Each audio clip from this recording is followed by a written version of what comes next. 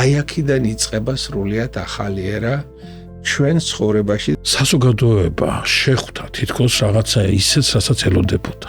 განვითარებულ საზოგადოებას ჭირდება ასეთი წიგნიერი ჭეშმარიტი სარწმუნოება. ჩვენი ქრისტიანობა ყოველთვის იყო მაძიებელი, ყოველივე გამორჩეული, თავისთავადი და ასევე ამაღლებული აზროვნებისა. მეფემ თვითონ სამეფო ხარჯები შეამცირა მინიმუმამდე და აღადგინა სვეტი ცხოველი. პროცესი ეს მხოლოდ ისტორია არ არის.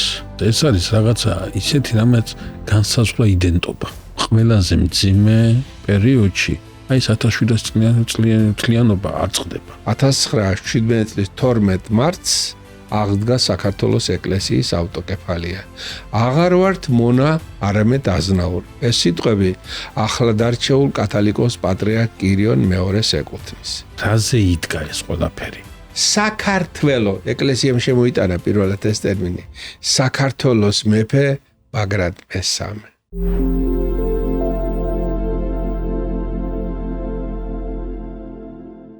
მოგესალმებით პოდკასტით ის რაც გვაერთიანებს 1700 წელი. დღეს ჩვენთან სტუმრად არის ისტორიის მეცნიერებათა დოქტორი, პროფესორი ბატონი სერგო ვარდოსანიძე. ბატონ სერგო, მოგესალმებით. დიდი მადლობა მობრძანებისათვის და გულისხმობისათვის. მადლობა თქვენ და ულოცავ სრულიად საქართველოს ამ ღირსშესანიშნავ თარიღს. მადლობა ბატონ სერგო. მოდი დავიწყოთ საუბარი ამ თარიღთან დაკავშირებით და დავიწყოთ საუბარი ალბათ ერთ-ერთი ფუნდამენტალური კითხვით. გავიდა 1700 წელი იმ ძალიან მნიშვნელოვანი მოვლენიდან. 1700 წლის მერე თქვენ ისტორიკოსი როგორ შეაფასებთ ამ მოვლენას? რა მოხდა 1700 წლის წინ? 1700 წლის წინ ჩვენმა დიდმა წინაპრებმა გააკეთეს ძალიან დიდი და სწორი არჩევანი.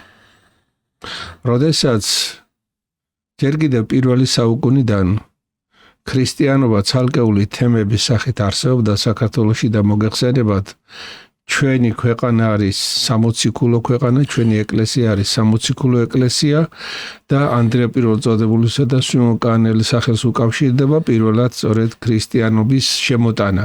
მაგრამ იმ დროს მსოფლიოში არც ერთ ქვეყანაში ქრისტიანობა როგორც სახელმწიფო რელიგია არ გამხდარა. ამას თავისი სოციალურ-პოლიტიკური მიზეზები ჰქონდა. მაგრამ მეოთხე საუკუნის დასაწყისში, კერძოდ 324-326 წლებს შორის ქრისტიანობა ქართლსა და ეგრისში სახელმწიფო რელიგიად გამოცხადდა მირიან მეფის და დედოფალ ნანას დროს და ეს იყო განსაკუთრებული მოვლენა, იმიტომ რომ მოგეხსენებათ ჩვენი ქვეყანა გეოგრაფიული თვალსაზრისით აზიისა და ევროპის გზაჯვარედინზეა და აქ ერთმანეთს უპირისპირდებოდა საუკუნეთა მანძილზე როგორც აზიური ცივილიზაცია, ასევე ევროპული ცივილიზაცია. იმ ეტაპზე როდესაც მირიან მეფემ ეს არჩევანი გააკეთა, ეს ნიშნავდა იმას, რომ ქართველმა ხალხმა გააკეთა ასეთი არჩევანი. ჩვენ ქრისტიანობის სახელმწიფო რელიგიის გამოცხადებით ბიზანტიის მეშვეობით, რომელიც ჩვენი უშუალო მოკავშირე და მფარველი გახდა იმ ეტაპზე, უარი ვთქვით აზიაზე, მაზდიანურ ირანზე, ცეცხლთაყვანისმცემლობის გავრცელებაზე და დაუკავშირდით ამ ქრისტიანობით ცივილიზებულ ევროპას. და ასე წამოვიდა შემდეგ მთელი ჩვენი ისტორია.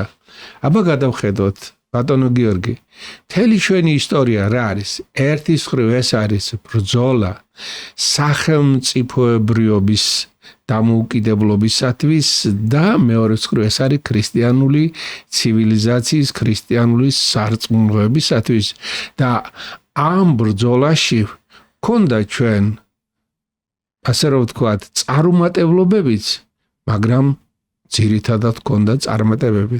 ერთი თვალის გადავლებით შევხედოთ ჩვენ ისტორიას. თუ არა ქრისტიანული სარწმუნოება და მისი მადლმოსილება არც შუშანიკი გვეყოლებოდა, არც ევსტატე მცხეთელი, არც ხრაძმა კოლეელი, არც გრიგოლ ხანძთელი და არც ექვთიმე და იოანე და გიორგი მთაწმინდელები და ასე წამოვიდეთ შემდეგ. არც ქეთევან დედოფალი არ გვეყოლებოდა. ამათ ჩვეულებრივ პირობებში თუ ქეთევან დედოფალს და ჩამოთვლილ წმინდანებს იმის განსთა არ ექნებოდათ, რომ ისინი თავს წირავდნენ არა უბრალოდ ამისათვის, არამედ ამით მარადიულ სასუფეველს დაიმკვიდრებდნენ და ზეცად ამაღლდებოდნენ. გახსოვთ ალბათ თვით კათოლიკე პაპმაც კი, როდესაც ქეთევან დედოფლის წამების ამბავი გაიგო და თეიმურას გამოუგზავნა სამძიმრის წერილი, იქ დაწერა ასეთი რამ, რომ ის ამით ფაქტიურად ეს იყო მაგალით უნდა ამაყობდეს შენ საკუთარი დედით, რომ ის გმირად სულიერად ამაღლებული გავიდა ამ სოფლიდან. და აქეთ გავაგრძელოთ შემდეგ.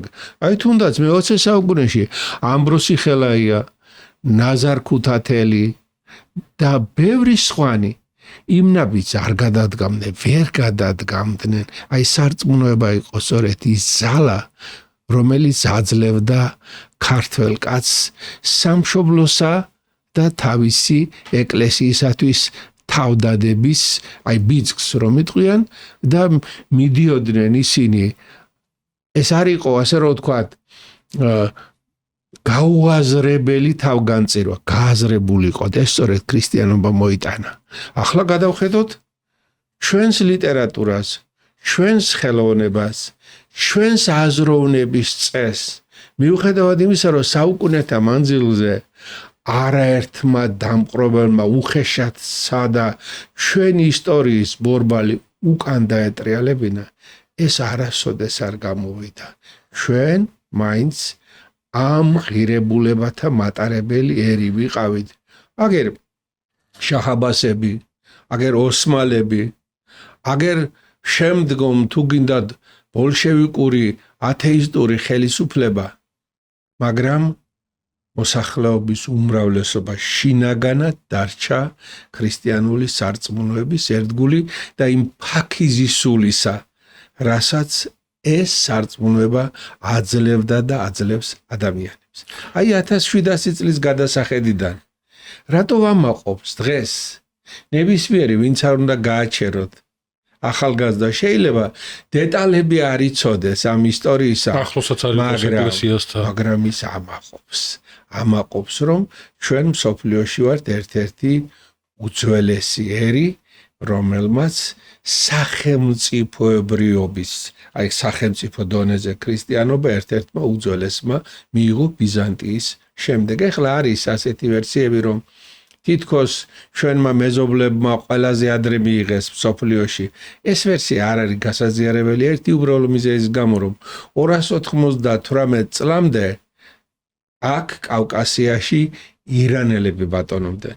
ნიზიბინის ზავი 298 წელს რომ დაიდო, ამის შემდეგ უკვე რომის გავლენის ქვეშ მოექცა, შემდგომ უკვე აღმოსავლეთ რომიანი ბიზანტიის და თუ ბიზანტიაში არ იქნებოდა ჯერ შეწყნარებული 313 წელს მილანის ედიქტით, შემდეგ ნიკეას კრებით უკვე განმტკიცებული, მისი ქვეშემდგომი რომელი გავედავდა ამას და სახელმწიფო ასე რომ მილანის ედიქტამდე გამორიცხული. ეს ყველგან, აი კავკასიაში, ქართლში, სომხეთში, ალბანეთში, ეგრიში, ყველგან ერთდროულად უნდა მომხდარიყო და აი აქედან იწყება სრულიად ახალი ერა ჩვენ ცხოვრებაში და კავკასიის სხვა ხალხების ცხოვრებაშიც.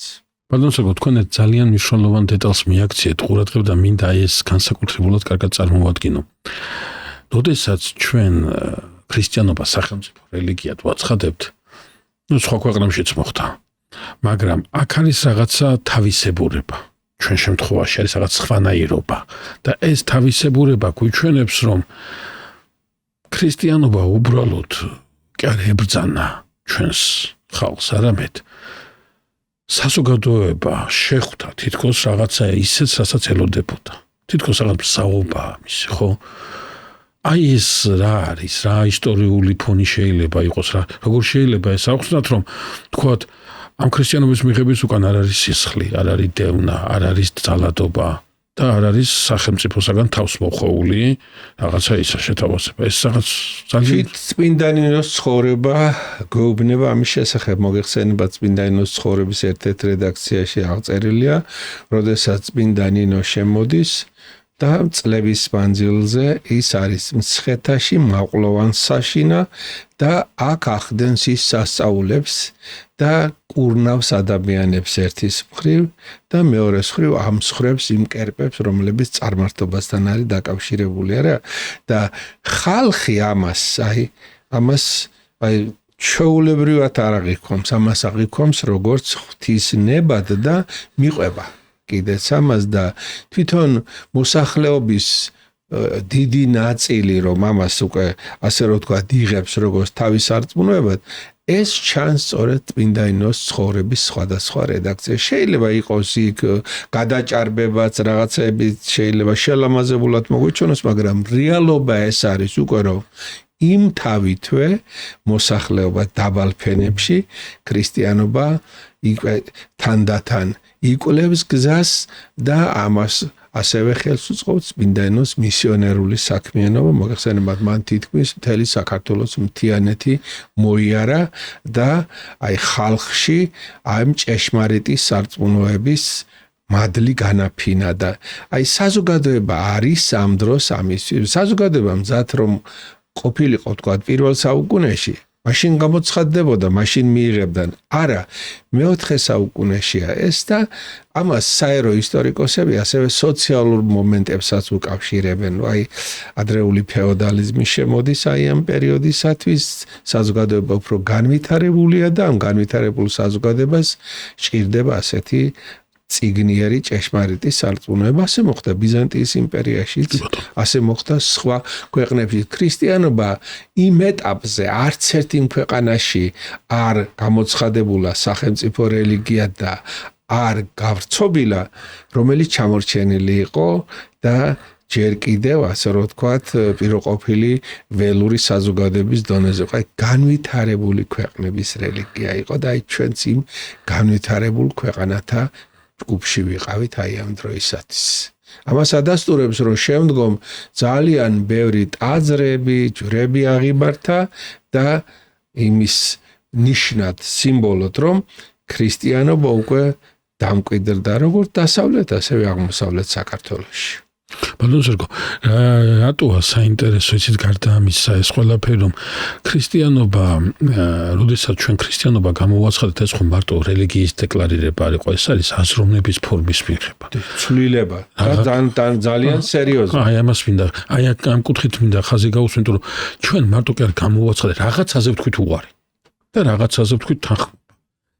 რატო გეუბნებით, იმიტომ რომ ქრისტიანობის გამოცხადება ჩვენ შევთანხმდით ასეთ რაღაცაზე, რომ რაც ამას არ ეთანხმება, ცუდია, რაც ამას ეთანხმება და ამ საზომში ჩდება, ის კარგი. ანუ სიკარგეზე და სიცუდის გარჩევაზე შევთანხმდით, ხო? და ეს არ ხდება მარტო მეფის დონეზე, საზოგადოება თანხმდება ამაზე. დიახ. ბატონო, რატო გეკითხებით ამას? როდესაც ჩვენ ისტორიას გადავხედავთ, თქვენ ეს შესანიშნავად აღნიშნეთ, გვაქვს ვარდნები. ამ ვარდნების დროს, ამ გრევის დროს, ამ დამცრობის დროს წინაპირობა ხო არ არის ის, რომ საზოგადოებას ერევა უკვე რა არის კარგი და რა არის ცუდი. გარკვეულწილად ასეც არის. მაგრამ ნახეთ ჩვენი ქრისტიანობა კიდევ ერთი რამით იყო გამორჩეული. ჩვენი ქრისტიანობა არ იყო არასოდეს ჩაკეტილი. და ის ფაქტი, რომ უკვე მე-5 საუკუნიდან, მე-6 საუკუნიდან საზღვარგარეთ იქნება სამონასტრო ცენტრები, რომელიც უშუალოდ ქართველების დაარსებულია და ეს პროცესი აგერ მე-19 საუკუნემდე გაგრძელდა რა, ეს ადასტურებს იმას, რომ ჩვენ ისეთ ადგილებზე ხსნიდით ამ მონასტრებს, სადაც დიდი სულიერი ცენტრები იყო, საიდანაც ჩვენ ხალხს, ჩვენ ეკლესიას დიდი სულიერი საზრდო შეიძლება აეღო და გადმოეტანა აქ და აქ რაც საუკეთესო იქმნებოდა ამ სამონასტრო ცენტრების მეშვეობით გადიოდა თარგმნიდნენ და იმ ქვეყნებში ეს უკვე ასე რომ ვთქვათ მათთვისაც ხდებოდა ეს საცნაური და ახლობელი. აქედან გამომდინარე ჩვენი ქრისტიანობა ყოველთვის იყო მაძიებელი ყოველივე გამორჩეული თავისთავადი და ასევე ამაღლებული აზროვნებისა და ის ათონის ივერთა მონასტერი და იქაური მთარგმნელობითი სკოლა, პეტრიწონის მონასტერი, იერუსალიმის ჯვრის მონასტერი, უფრო ადრე მაიუმის უდაბნოში პეტრე ქართველის მიერ დაარსებული მონასტერი, სადაც მოზაიკური წარწერა აღმოჩნდა ძველი. ამის დასტურია, რომ აბა ახლა არც ერთი მონასტერი არ შექმნილა ისეთ ტერიტორიაზე, საიდანაც ჩვენ ვერ მივიღებდით სულიერ საზრდოს.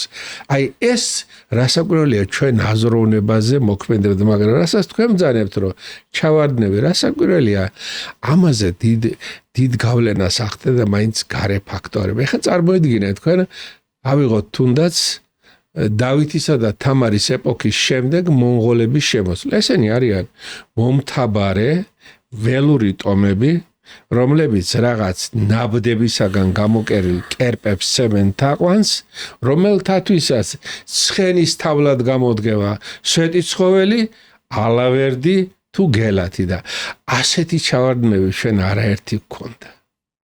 ასეთი ჩავარდნები არაერთი იყო. თემურლენგი იქნებოდა, შემდეგ ოსმალები იქნებოდა ყიზილბაში, მაგრამ აი ქრისტიანობის მადლი ძალა სწორედ იმაში იყო, რომ საკმარისი იყო სულ მცირედი რაღაც მომენტი და ყველაფერი თავიდან იწყებოდა. აი ავიღოთ თუნდაც მაგალითად მე-17 საუკუნეში 1633 წლიდან აგერ 1744 წლამდე რომ მე-18 საუკუნის 40-იან წლებამდე აღმოსავლეთ საქართველოს მაჰმადიანი მეფეები განაგებდნენ. ეს რას ნიშნავდა? ეს იმას ნიშნავდა, რომ მაჰმადიან მეფეებს აქ ვინც ყავდათ, ვინც იყვნენ, ისინი ირანის ბრძანებებს ასრულებდნენ.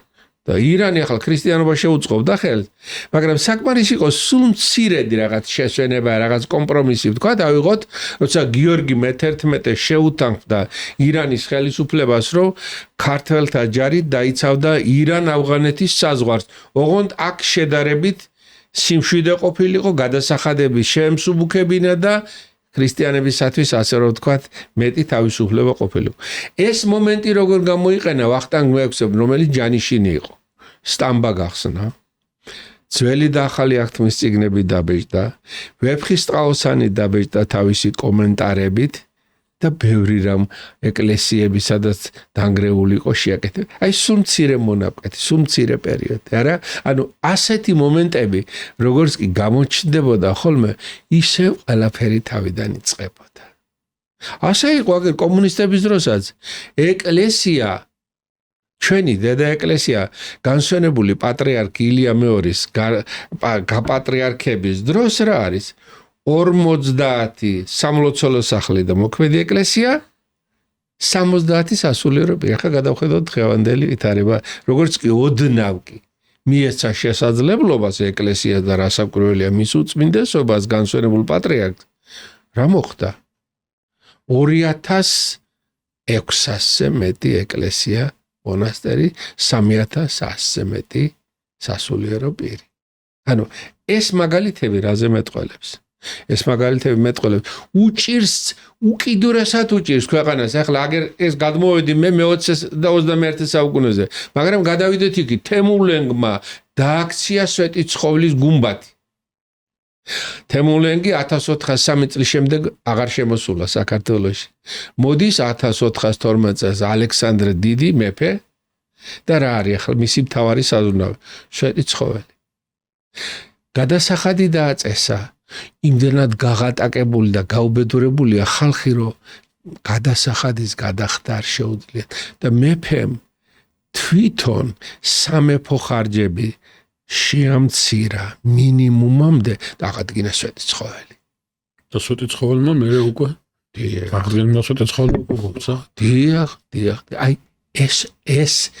ეს მომენტები, აი თუ საზოგადოებაში თუნდაც 10-15 არის ასეთი, რომელიც ფიქრობს, რომ არ ვარ გადა რაღაც გასასწორებელია, ეს გინდა მე-16 იყოს, გინდა მე-17 იყოს, გინდა მე-18. გინდა მე-20. და გინდა ნებისმიერ დროს ამას აკეთებთ. შემდეგ მორალი, ღირებულებათა სისტემა. ღირებულებათა სისტემა, როგორც არ უნდა ცადოს, აი შაჰაბასები, თქვათ აქ და აი ისევ დაუბრუნდეთ აგერ თქვათ მე-17 საუკუნეს, როდესაც აი უпростоრად მე-16 საუკუნეს, როდესაც სვიმონ მეფეა ქართლში და მას უხდება ბრძოლა ოსმალებთან და ყიზილბაშებთან და აი ფარცხისის ცნობილი ბრძოლა, რომელიც დამთავრდა იმით, რომ სვიმონ მეფე ყიზილბაშებმა ტყვედ ჩაიგდეს. და როგორ ჩაიგდეს სვიმონ მეფე ტყვედ 1669 წელია, 68-69 წლებს შორის არის, რომ არიციან მეფე რომელია იმათ შორის ეს ბრძოლა რომ მიდის, მაგრამ მაგერ ვიღაც ყორღანაშვილი მოღალატე გამოჩნდა და აი ეს არის მეფე უთხრა ყიზილბაშებს. და მე მის გარშემო რკალი შეკრეს და შეიპყრეს. წაიყვანეს ის იედინყულის ციხეში ყავდათ, მაპატიეთ ამ დრო ალამუთის ციხეში ჩაკეტეს ყიზილბაშებმა და აქ არის ქაოსი, არეულობა, მაგრამ ეს ხომ ერის იმ ნაწილმა, ვინც არ თანაუგრძნობს ყიზილბაშებს იციან და რომ სვიმონ მეფე მსხვერპლია ღალატისა. და ერთჩვენიერ დღეს კოჯორ მანგლისის გზაზე მოდის არხეინად კახაბერ ყორღანაშვილი და მას შემთხვევით გზაში შეეჩეხა საჩინო ბარათაშვილი. სტაცა ხელი გადმოაგდო ცხენიდან და გელიყარის ამ ციცაბო კლდეზე გადაისროლა და ვახუშტი ბაგრატიონი წერს. მერეო ხალხმაო გაბოთქვაო, ყორღანაძეს ქარაფინდა ხელი კრეს და გადაფრინდაო. ესე იგი ყორღანაძე ღალატის სინონიმია, მიუღებელია. იმ დროს სახელმწიფო არ არის, რომელიც ამ მორალზე იმოქმედებს კარგად ხალხისათვის, მაგრამ აი ერთეულები რასაკეთებ. ან შევხედოთ როსტომ ხანი გამახმადიანებული ქართველი და თითქოს სიმშვიდეა, ყველაფერი კარგად არის, მაგრამ ის ამხილა ევდემოს კათალიკოსმა და უთხრა ამას რასაც აკეთებ, ყველაფერს შენ ირანელებისათვის აკეთებ. ქართველების მამინაცვალი ხარ, ირანელების მამა ხარო და როსტომ ხანმა ის განჯის კარიდან გადმოაგდო და აღჩობინა. მაგრამ დღეს სად არის როსტომ ხანი? მოღალატეთა კოხორტაშია, გაურებულ ქართველთა კოხორტაშია, ხოლო სად არის ევდემოს კათალიკოსი? წმინდანთა დასში. ანუ ეს ქონდა, ეს იყო არსებითი და ეს მოდიოდა სწორედ ჩვენი სარწმუნოებიდან. ამაში იყო მისი ძალა.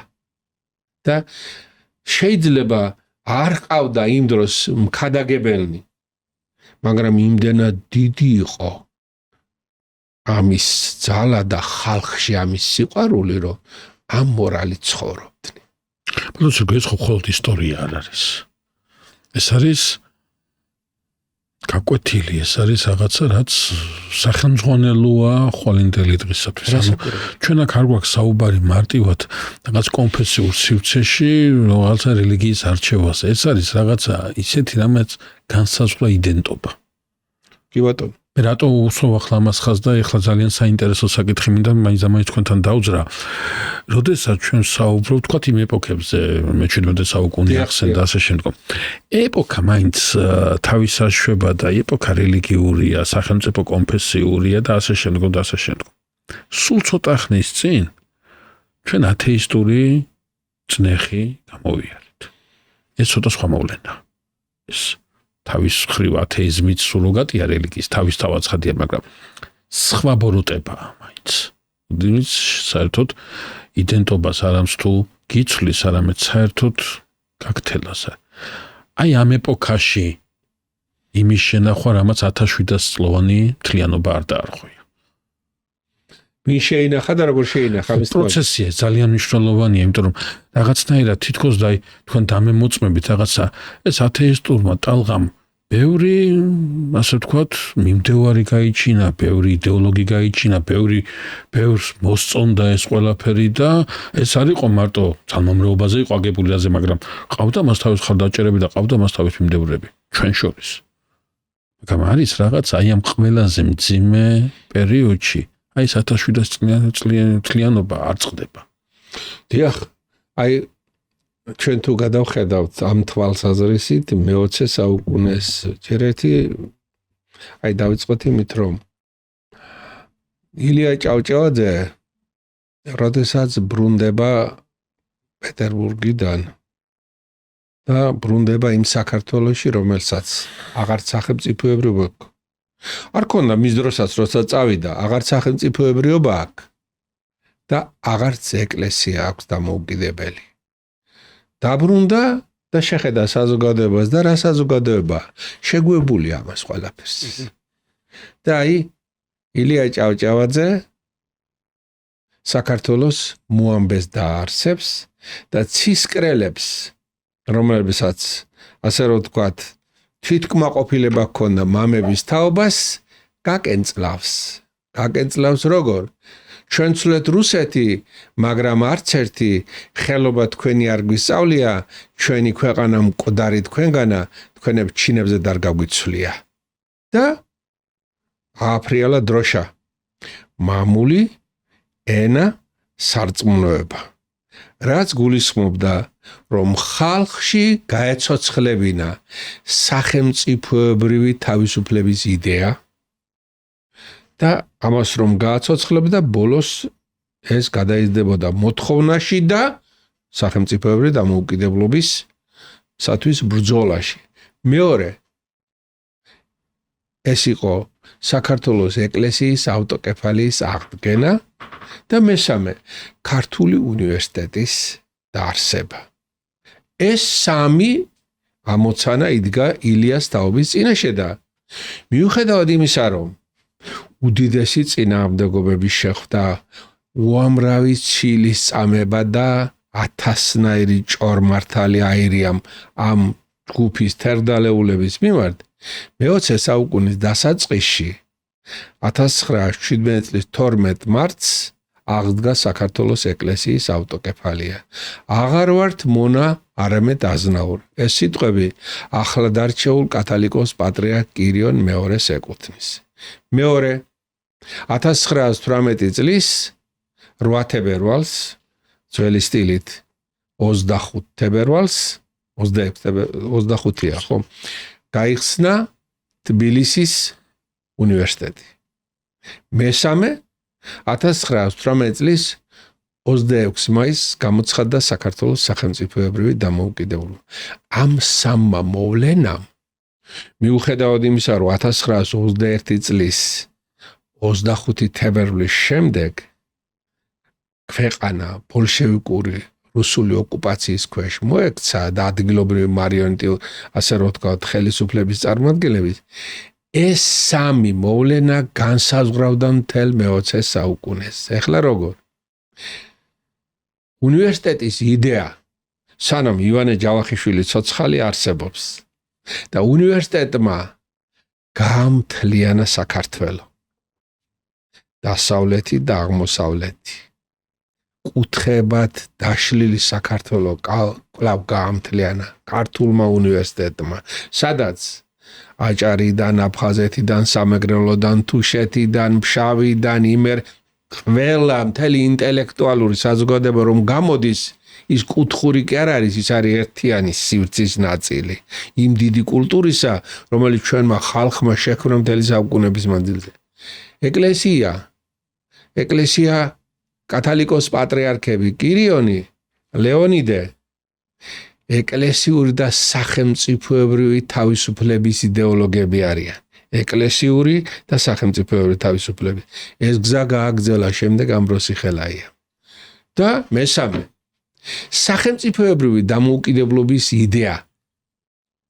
მე მახსოვს ის თაობა, რომელნიც თბილისის უნივერსიტეტში ჩაირიცხა 18 წელს და 22-ში დაამთავრა, რომელთაც ახსოვდა როგორ გამოცხადდა სახელმწიფოებრივი დამოუკიდებლობა და იმ თაობისათვის მიუხედავად ზეწოლისა, შიშისა, გადასახლებისა, უბედურებისა, ის 26 მაისი იგივდებოდა თავისუფლების იდეასთან.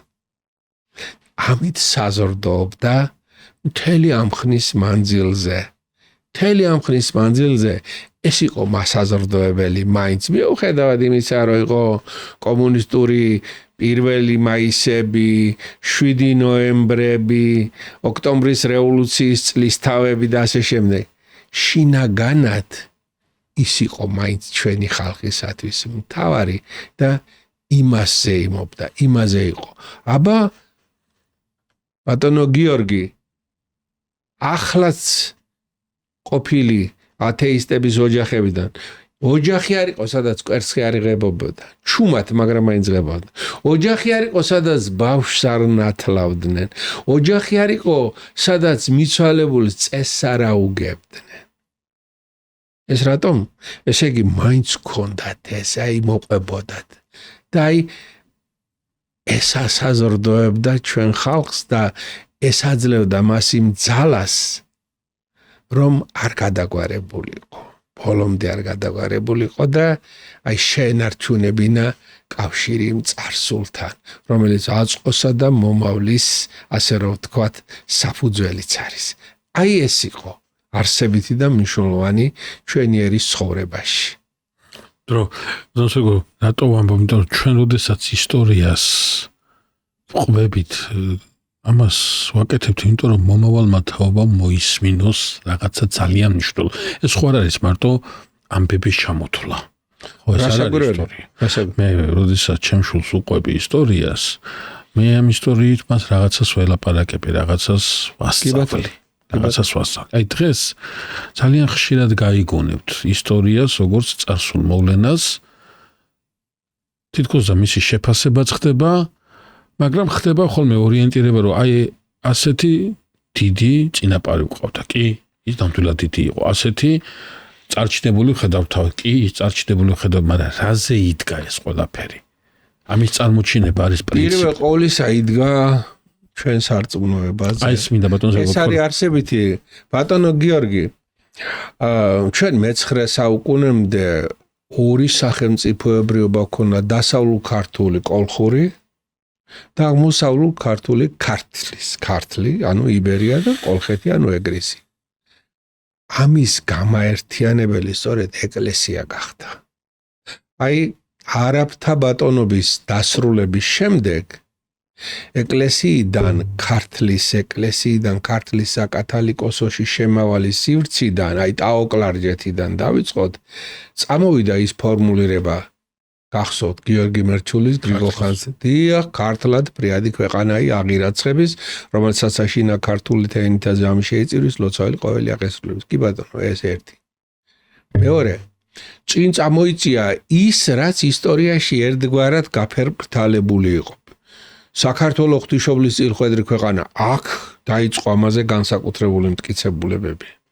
მეორე, რომ კვართი უფლისა ჩვენისა იესო ქრისტეც ინახება ცხეთაში, სადაც წვეტი ცხოველი. მესამე, რომ ის ბაგრატიონები, რომლებიც მოდიან გამაერთიანებლად ქართველთა ქვეყნის მეთაურები არიან ტაოკლარჯეთიდან, არ არიან ჩვეულებრივი, ესენი დავითიანი, იესიან, სოლომონიანთა სახლის შთამომავალი არიან. და რომ მეოთხე, ქართული ენა არ არის ჩვეულებრივი ენა, ეს უფლის ენა და ამ ოთხმა, ასე რომ ვთქვათ, საყრდენმა მოგცა ჩვენ პირველი ერთიანი ქართული სახელმწიფო. ერთიანი ქართული სახელმწიფოს პირველი მეფე. საქართველოს ეკლესიამ შემოიტანა პირველად ეს ტერმინი. საქართველოს მეფე ბაგრატ მესამე. საქართველოს კათალიკოს პატრიარქი, ქართლის კათალიკოსის ნაცვლად იოანე და ყველასთვის ცნობილია მაინც მელქისედეკ პირველი სვეტიცხოვლის აღმშენებელი და აქედან მოყოლებული სრულიად საქართველოს კათალიკოს პატრიარქები და ის დიდი საქართველოს, რომელმაც ჩვენ ბევრი რამ მოგცა ბაგრატ მესამიდან გიორგი მერვის ჩათვლით, ანუ მე-11 საუკუნის დასაწყისიდან მე-15 საუკუნის 60-იან წლებამდე და რაც შეიქმნა მაშინ ჩვენთან, მოქცა სწორედ იმ საყრდენებმა, რომელიც ეკლესიამ შემოიტანა. აი ეს 4 მტკიცებულება და ამას ეყრდნობოდა მთელი ჩვენი ძალაც, ამას ეყრდნობოდა ჩვენი სიმტკიცეც და ოპტიმიზმიც. დავით აღმაშენებელი ამაზე იყო. მესიის მახვილი იყო ის. არა? გიორგი ბრწყინვალე. იქ იერუსალიმში გაშლილ დროშებით რომ შედიან ქრისტეს საფლავის კლიტენი რო ქართველთა ხელშია. და იერუსალიმში მაჰმადიან სულთანს ერთ-ერთი სულთანი რომ წერს რომ შენ ჩვენი მხარე არ გიჭირავს ქართველი მეფისათვის ყველა პრივილეგია გაქვს და ჩვენ არაფერი არ გვაქვს.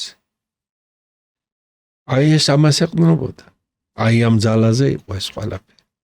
და მტერი ამიტომ ცდილობდა ამის ასე რომ ვთქვათ დაკნინებას და აი სვეტი ცხოველზე წეღან თქვი, სვეტი ცხოველი ისტორიულად იყო არის და დარჩება ადგილად საიდანაც განეფინა ქრისტიანული მადლი სრულიად საქართველოში და აი კომუნისტები რომ ჯერ ეგზარქოსობის დროს სადა რუსულმა ხელისუფლებამ და სასულიერო ხელისუფლებამ სვეტი ცხოველის ერთ რიგით ჩვეულებრივ ეკლესიად წარმოჩენა. მერე კომუნისტების დროს რა მოხდა? ისტორიულად სვეტი ცხოველში ხდებოდა მირონის მომზადება, სვეტი ცხოველში ხდებოდა ეპისკოპოსის კურთხევა და კათალიკოს პატრიარქის კურთხევა.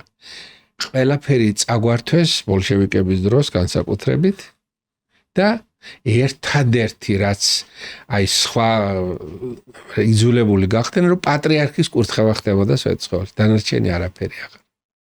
და როდესაც ილია მეორე გახდა პატრიარქი, მას გადაწყვეტილი ჰქონდა უკვე რომ 78 წელს უნდა შეესრულებინა მირონის კურთხევა, მაგრამ სანამ ხელისუფლებისაგან არ მიაღწია იმას, რომ სვეტი ცხოველში მომხდარიყო მირონის კურთხევა, მანამდე ამაზე უარი თქვა და 80 წელს მოხდა და ბარებს მაყურებელმა მინდა იცოდეს, მე-20 საუკუნეში ავტოკეფალის აღდგენის შემდეგ მირონი პირველად აკურთხეს ანჩის ხატში.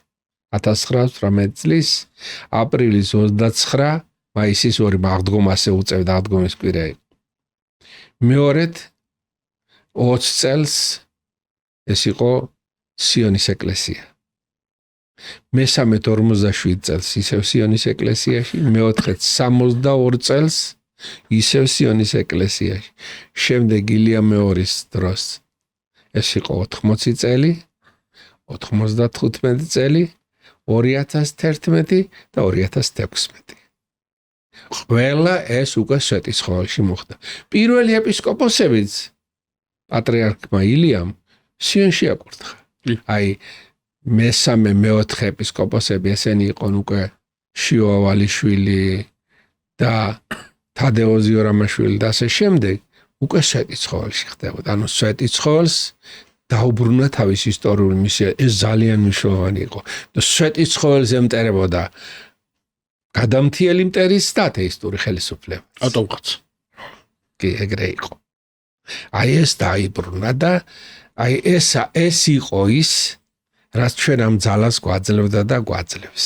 ბატონო, თქვენ შეიძლება თამამად ითქვას ცოცხალი მემატიანე ბრძანდებით იმ მოვლენებისა, რომელიც საქართველოს ეკლესიაში მიმდინარეობდა განსაკუთრებით ნეტარხსენებული წინა პატრიარქის დროს. ეს მართლა ურთულესი პერიოდი და ალბათ ამ დროს შეგენარჩუნებინა და მე გაგეკეთებინა ის, რაც მან გააკეთა, ადამიანურ ძალებს აღემატება. აქ ღვთისმშეწევნის გარეშე და რაღაცა ძალიან დიდი ძლიერების გარეშე ამის გაკეთება აბსოლუტურად წარმოუდგენელი იყო. რატო ვამბობ ამას, ბატონო სერგო, იმიტომ რომ მე მინდა რაღაცა იმ შელოფაც შემოგთავაზოთ. ის იყო პერიოდი, როდესაც ძალიან მწირი იყო მასალა და ძალიან მცირე იყო საშუალება სარწმუნოებრივი სიტყვის გავრცელების.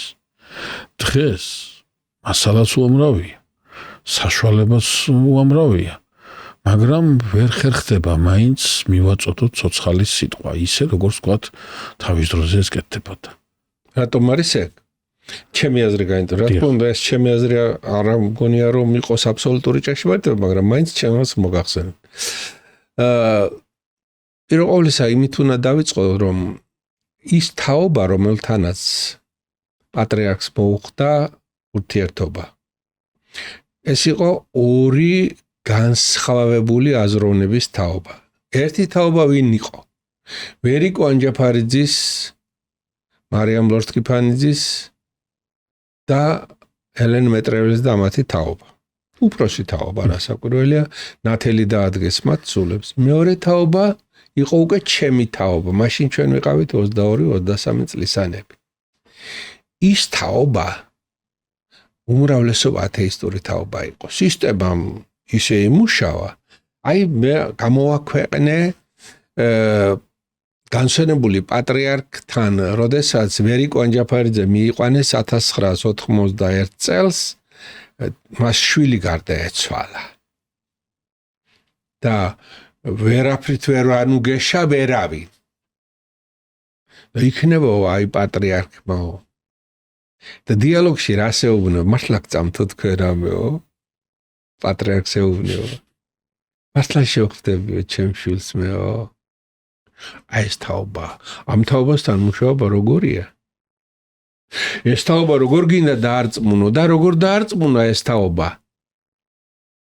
იმ თაობას ვერც ერთი ცენტრალური კომიტეტის პირველი მდივანი თუ მოსკოვის პირველი პირი ვერ დაარწმუნებდა ამ განსასწელში. იმას შეიძლება ორდენი მიეცა და რაღაცა და პრივილეგია, აქ ვერ დაეხმარებოდა. მე დიახ, თქვენი შვილის სული ცოცხალია, პასუხობს პატრიარქი. მე ყოველ შაბათს პანაშვიდს გადავეხდით თქვენი შვილის სულის საუხად.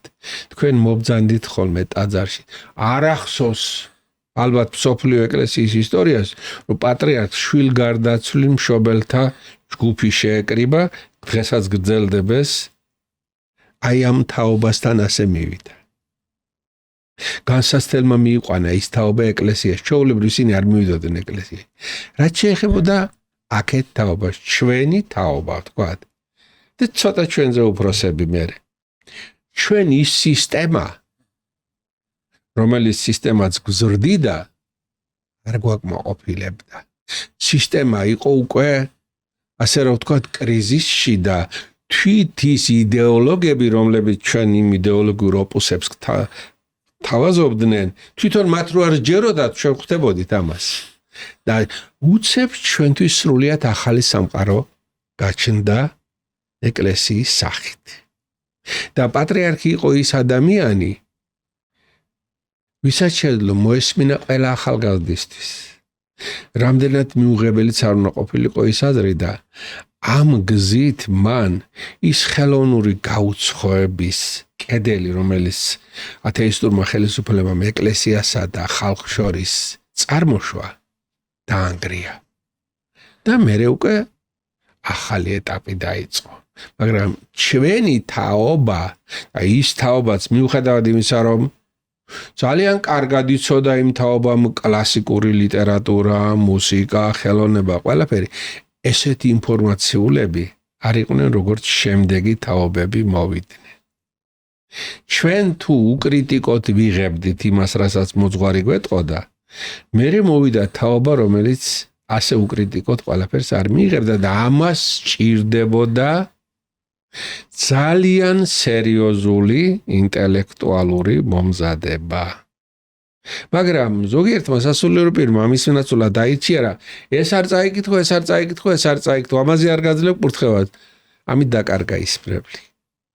აი დღეს სწორედ ის დროა, როდესაც ძალიან ინტელექტუალური უნდა იყოს. ანუ მოძღვარმა უნდა აჯობოს ინტელექტუალურ მორწმუნე მრევლს. თუ ეს არ გააკეთა, იმათთან გაუჭირდება მას თავისი არგუმენტებით, თავისი სიმართლის დამტკიცება. თქვენ მიაწერთ ამას მაინც იმას, რომ სხვა მოთხოვნა სხვა დრო. დიახ. ის წავიდა, ის ეტაპი დამთავრდა, სრულიად ახალი ეტაპი წამოვიდა. დღეს რომ ვეფხისტ ტყაოსანი დაწეროს, როგორი ჭკვიანი კაციც არ უნდა იყოს, ივარგებს? ის დაიწერა უკვე. ის ეტაპი დასრულდა, ახალი ეტაპია, ახალი საფიქრალია, ახალი აზროვნების სხვა, აი სისტემა უკვე და სკოლაში ახალგაზრდა მასწავლებელი შეიძლება ასაკოვანი მასწავლებელი ფაქტოლოგიის, პედაგოგიური მეთოდებით ამით ყველაფრით იყოს ბევრად მაღლა ვიდრე ახალგაზრდა, მაგრამ ახალგაზრდა მისი ენა იცის, იქ ვინც მოდის. და უფროსი თაობა იმ ენას ასე ადვილად ვერ ისწავლის. სწორედ იმ თემას შეეხეთ ახლა აკითხოთ უნდა დამაშვა ბატონო სერგო, რატო იცით? მომაჩნია თქვენ პრინციპულად ფუნდამენტალურ პრობლემას შეეხეთ. ეს არის ენის ცოდნა. არა ლინგვისტური ერთეულის, არამედ საურთიერთობო ერთეულის. ეს ფუნდამენტალური პრობლემაა და თქვენ პედაგოგიური გამოცდილება საკმაოდ დიდი გაქვთ. და როგორ ფიქრობთ, რა არის ის ენა, რომელი ენითაც ჩვენ მომავალ თაობას უნდა აუხსნათ, რა არის ის, რაც გვაერთიანებს 1700 წელი? ძალიან მარტივი და მოედროს ძალიან ღრმა უნდა იყოს ეს. ახალგაზრდა ხელის გულისოდენა მოთხრობებისათვის მიანიჭეს აკუტაგავას ნობელის პრემია. რატომ? ბალზაკი, ზოლა, ჰიუგო დღეს აღარავინ არ არის იმ ხელა რომანების წამკითხავ. ამან ხელის გულისოდენა მოთხრობებში ჩადო ის, რაც იქ ბალზაკ, ზოლას, ჰიუგოს, დოსტოევსკის და ასე ჰქონდათ. ანუ მე ისი თქმა მინდა.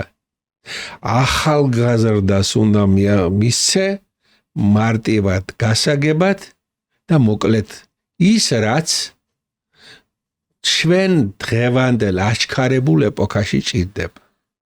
ამას კი უნდა ძალიან დიდი პედაგოგიური და ფსიქოლოგიური დახელოვნება და ამავე დროს ამას ჭირდება მუდმივად რომ ხელი გიჭირავს იმ ახალგაზრდის პულსზე.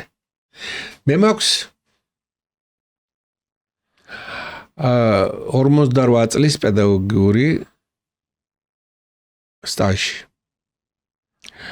და ისე კი არ მინდა ახლა მე არაფერში არ ამჭირდება, მაგრამ ვიყავი საუკეთესო მასწავლებელი. მქონდა შეცდომები, რასაკვირველი ახლა რომ მაკვირდები, მაგრამ დღეს რომ შევიმშვა გაკვეთილზე მე ვეღარ ვიქნები მასწავლებელი, სკოლის მასწავლებელი. დღეს მე იმენით ვერ ვესაუბრები. მითხრეს ხოლმე რომ ხომ არ მოგვიმზადებ ბავშვს. ვერ მოვამზადებ. იმიტომ კი არა რომ საგანი არ ვიცი. უკვე სხვა რამ არის საჭირო. უმაღლეს ასწავლებელში კი ბატონო. სკოლა მაინც სხვა და ის ენა უნდა ისწავლო. გახსოვთ ძალიან უხეში შედარება ყვარყვარეში რომ არის. მეც ვისწავლიო შენ ენასო და შენ ლაპარაკსო და მე ვეღარ დავეცი. დიახ. ეგ არის. ის ლაპარაკი რომ ისწავლო ძალიან დიდი განათლება და ახალგაზრდული ენერგია და საჭირო ამის არის. ბატონო სერგო, როგორ ფიქრობთ, მაგალითი? გადამწყვეტია, მნიშვნელოვანია ახალგაზრდისათვის მით უმეტეს. რატო გეუბნებით, რომ ერთია რომ ვეუბნები და მეორეა რომ ვაკეთებ? რასაკვირველია, მაგალითი ყველგან გადამწყვეტია. შენ თუ ცხოვრების იმ წესის ნათელი მაგალითი არ ხარ, რასაც ქადაგებ, არაფერი აზრი არ აქვს იმას. არაფერი აზრი. ყველაფერი წყალში ჩაყრილი. ყოველ შემთხვევაში 1700 წლის წინ მაგალითი იყო, რითაც უამრავი. ის მაგალითები გვასაზრდოებს დღესაც ჩვენ. ის მაგალითები. ბატონო სერგო, ჩვენი საუბარი დასასრულისკენ უნდა წავიყვანოთ და მინდა დაგისვათ ერთი კითხვა, რომელსაც ყველას თუმარს უსვავდა რაღაცნაირად თითქოს და მოულოდნელად ჟღერს. აი ამ 1700 წლის განმავლობაში რომელ ერთ ისტორიულ პიროვნებას გამოყოფთ? ერთს, რომელთანაც დააკავშირებდით აი ამ თემთლიანობას 1700 წლოვანი. უმრავლესობა ალბათ დავით აღმაშენებელს გამოყოფდა და მე ილია ჭავჭავაძეს გამოყოფთ. ილია მართალს. და განსვენებული პატრიარქი სამდე მართალი იყო, როდესაც ის წმინდანად შერაცხა და როდესაც მის წმინდანად შერაცხვასთან დაკავშირებით იქადაგა სვეტიცხოველში 1997 წლის 2 აგვისტოსს. სრულად ზუსტად დამომწურავად შეაფასა ყველაფერი. ილია მეორე დავით აღმაშენებელია. აი ეგ არის. ძალიან მნიშვნელოვანი ვინაიდან წმინდანად ილია მართლის შერაცხვას ეს მხოლოდ რელიგიური აქტი არ ყოფილა. არა, ზუსტად ეს ახსნა და აი თუ ოდესმე ვინმე კიდევ გეყოლებათ, იქნება ეს ტექსტი პატრიარქი განსვენებული პატრიარქი ილია მეორის ქადაგება წააკითხოთ, საცნაურ გახდეს კიდევ ერთხელ საზოგადოებისათვის, თუ რა ჩადო ამაში განსვენებულმა პატრიარქმა ამ ფაქტში. მოლენაში ძალიან მნიშვნელოვანია ვინაიდან ილია ჭავჭავაძის წმინდანად შერაცხვის აქტი ეს პრაქტიკულად იყო იმ დაშვებული ბაირაღის კიდევ ერთხელ აღმართვა რომელმაც უნდა გაგვიყვანოს იქ საიდკენაც ჩვენი თავი ჩვენადნე გვეყუთნეს ძალიან მნიშვნელოვანი განცხადება პატრონიკო ძალიან დიდი მადლობა სტუმრობისათვის მართლა ძალიან საინტერესო საუბრისათვის თუ მოგეწონათ ჩვენი ვიდეო მოიწონეთ ის და გამოიწერეთ ჩვენი არხი ის რაც გვაერთიანებს 1700 წელი